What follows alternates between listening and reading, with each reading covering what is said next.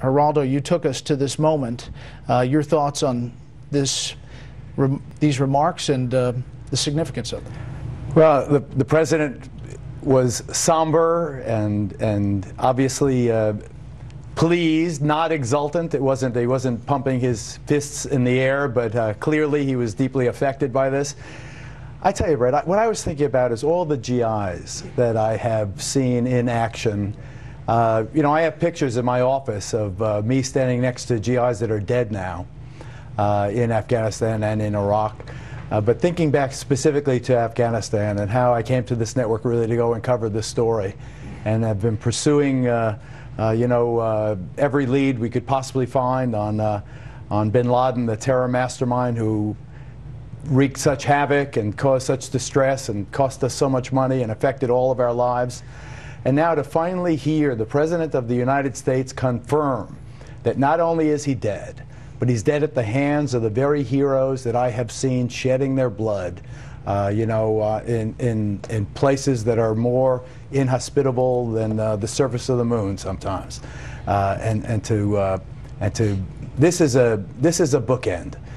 This is a major chapter in American history is closed by this.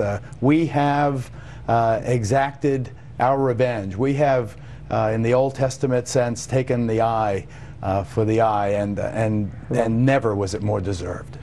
Just moments ago, a statement from former President George W. Bush released by his office. I'll quote here. Earlier this evening, President Obama called to inform me that American forces killed Osama Bin Laden, the leader of the al-Qaeda network that attacked America on September 11th, 2001. I congratulated him and the men and women of our military and intelligence communities who devoted their lives to this mission.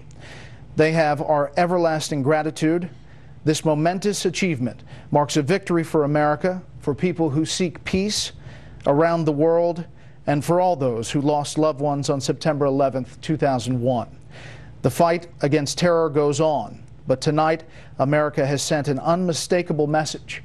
No matter how long it takes, justice will be done.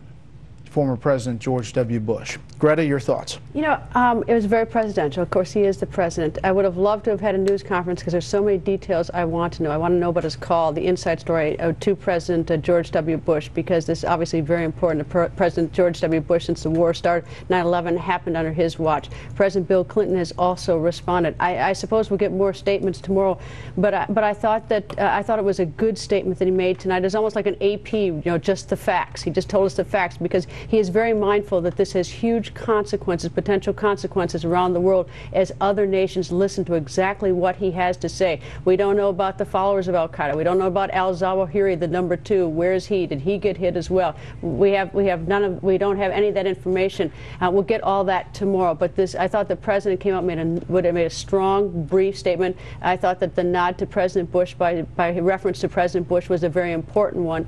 And I look forward to getting many more of the details behind the scenes on this. General McNamara, quickly, the Pakistani element of this is an important part as well, and the fact that he mentioned the cooperation, and they'll have a lot of talking to do about what happened throughout this as well. Yeah, Brett, it's a great success story, and on the covert operations and the work between the United States and Pakistan, which has had some ups and downs, but a very, very powerful testament to that coordination. And it happens very quickly. These come downs, as we know, talking about Colonel Gaddafi, this information develops very quickly, and it's got to be executed quickly.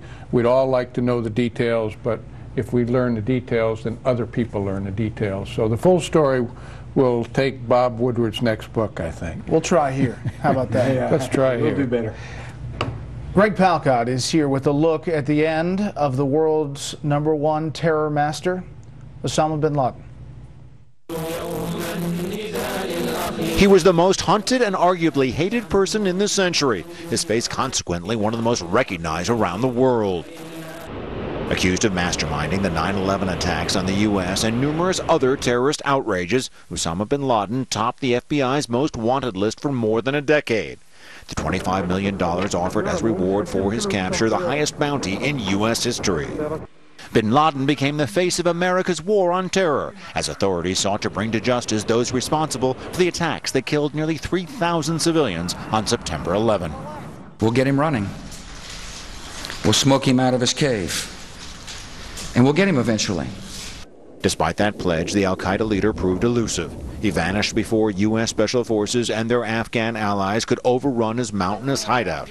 Reports suggest he walked across the nearby Pakistan border with trusted bodyguards before a massive bombing operation obliterated his former base at Tora Bora. It's widely believed he went into hiding in the lawless tribal areas in Pakistan, from where he taunted successive U.S. administrations with video and audio clips condemning American foreign policy and offering support to jihadist causes globally. Translated, al-Qaeda means the cell or base, and bin Laden was its nucleus and figurehead. Born in Saudi Arabia in 1957, he belonged to the large and massively rich bin Laden family, which had its roots in neighboring Yemen. His father, a construction magnate and one of Saudi Arabia's wealthiest businessmen. It was after graduating as an engineer that bin Laden got involved in Islamic Jihad. He joined the CIA-backed Mujahideen fighting Soviet occupation in Afghanistan. He wanted to die as a martyr. He doesn't want to die like everybody else.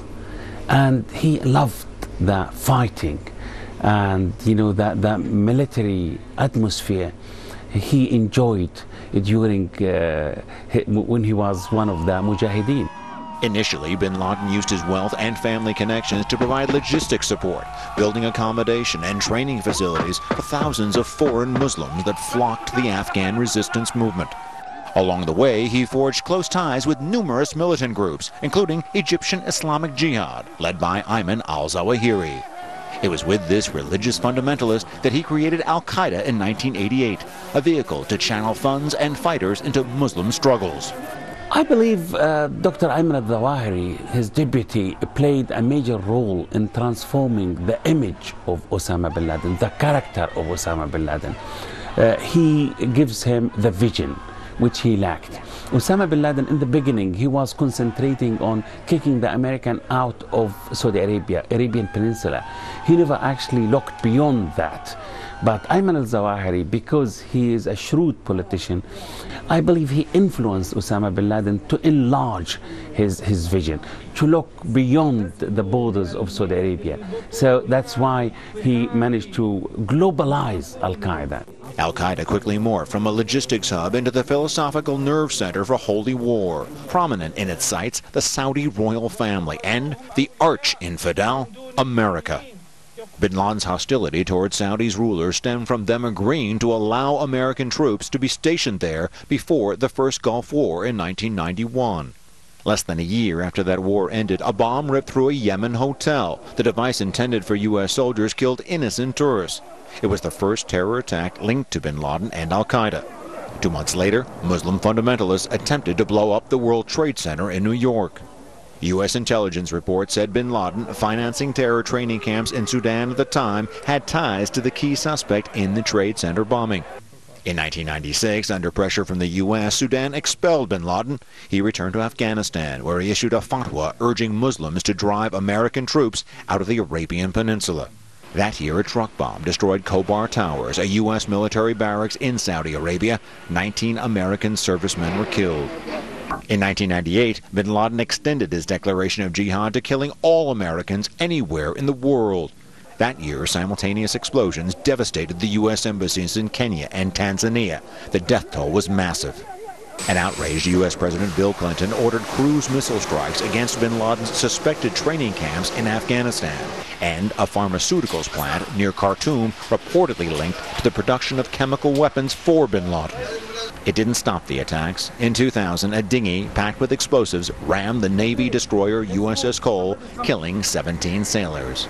Sheltered by the Taliban regime, hidden in the rugged Afghanistan mountains behind me, Osama bin Laden had a free hand to plot his next terror atrocity. With key lieutenants by his side, including spiritual advisor Ayman al-Zawahiri, he helped to mastermind the 9/11 attacks against America. The United States responded quickly. The Taliban regime was toppled several weeks later, and then Osama bin Laden went underground. Shortly after the devastating suicide strikes on the U.S., bin Laden, in hiding, released messages praising the attackers. In the years that followed, bin Laden and his network inspired dozens of terrorist attacks around the globe. Now that bin Laden is dead, the only question that remains is whether al-Qaeda will continue its murderous campaign against perceived corrupt Muslim governments and Western infidels. Will fanatical Islam wane now that its favorite poster boy is out of the picture? Greg Palcott, Fox News.